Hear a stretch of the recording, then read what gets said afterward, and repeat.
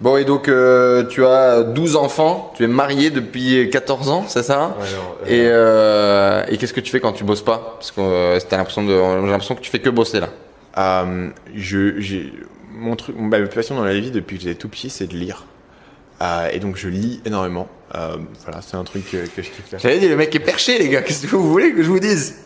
Je lis énormément et j'en Donc profite. quand il lit pas des articles d'une heure hein, sur des mecs en Papouasie qui font des trucs chelous, il lit d'autres bouquins, tu vois. Ouais, donc je lis des bouquins, je lis sur différents sujets qui m'intriguent. Je lis beaucoup de bouquins qui n'ont rien à voir sur genre. J'ai lu dernièrement un bouquin qui raconte l'expédition de Theodore Roosevelt en Amazonie dans les années 20. Bon, ok, 12. Ouais, des trucs tu vois qui n'ont rien à voir, c'est un peu mon kiff. J'essaie de faire pas mal de sport parce que c'est important. Pour le mindset, pour la mentalité, ça garde vraiment. Moi, j'étais pas quelqu'un qui était sportif en grandissant. Le fait est, la science te le dira, l'expérience te le dira, que faire du sport, ça améliore le fonctionnement de ton cerveau. La qualité de vie en général et ton cerveau. Et ça me frappe toujours quand les gens qui, tu vois, sont un peu intellectuels, etc., et du coup font pas de sport. Versus, je veux dire, lire un article et c'est clair, quoi. Donc voilà, faire du sport. J'essaye de méditer un petit peu tous les jours, même si dernièrement j'ai été extrêmement mauvais là-dessus, j'ai été extrêmement irrégulier. Mais c'est un truc auquel j'aspire de faire, tu vois. C'est quoi ton rêve dans la vie? Alors ça va être extrêmement étrange ce que je vais te dire. Encore? Encore? J'ai une idée, mais je me trompe peut-être du coup. Ouais, vas-y, tu veux tester, je te donne la réponse. C'est pas drôle. Si, moi je pense que c'est de finir auteur et d'écrire des bouquins fantastiques. Ouais, pas des bouquins fantastiques, mais écrire des bouquins. Et en gros, écrire des bouquins dans une petite maison en bois sur la plage. Enfin, c'est vraiment le truc, la vision. Tu vois, je sais pas pourquoi ça m'apaise. La petite maison en bois sur la plage. Pourquoi tu le fais pas déjà un petit peu aujourd'hui? Tu pourrais? Ouais, je pourrais. Non, tu veux que ça reste justement ce dream, cette vision que tu iras peut-être taquiner plus tard? Aujourd'hui, je reste à Ho Chi Minh parce que ma copine est ici et elle a son job ici. Aujourd'hui, on est en train de travailler pour qu'elle puisse bosser sur le web. Une fois que c'est fait, il est fort probable qu'on bouge plus sur quelque chose dans cette direction.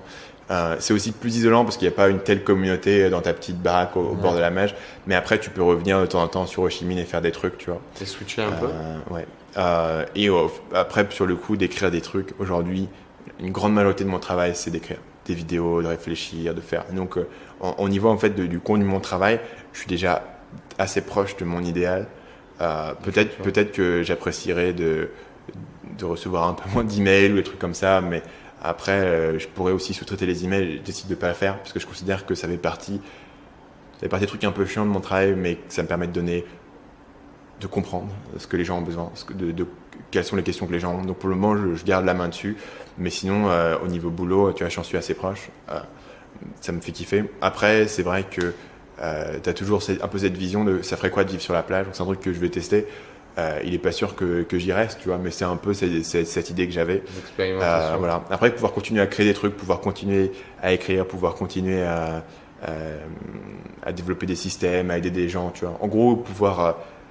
je pense qu'il y a un truc, moi j'adore lire, mais si tu es trop dans l'intellectuel et dans la réflexion, tu perds quelque chose qui est la confrontation avec le réel.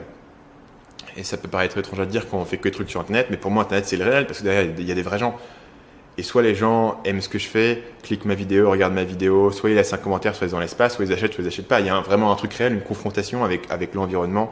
Et au final, tout ce que tu apprends, tout ce que tu réfléchis, il doit être prouvé par le feu essentiellement sur le marché et sur la concurrence. Le marché a raison. Ouais.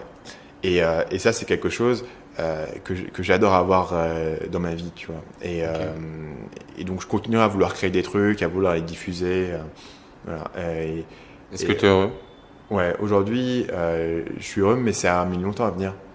En particulier parce que j'ai été très longtemps toujours anxieux de ce qui pouvait arriver, ce qui m'empêchait, même quand j'ai commencé à pouvoir vivre un peu la vie rêvée du nomade digital, et j'étais encore extrêmement anxieux de est-ce que je suis assez gros, est-ce que je gagne assez d'argent, est-ce que je grossis assez vite, j'avais peur d'être en retard par rapport aux autres ou de ne pas être.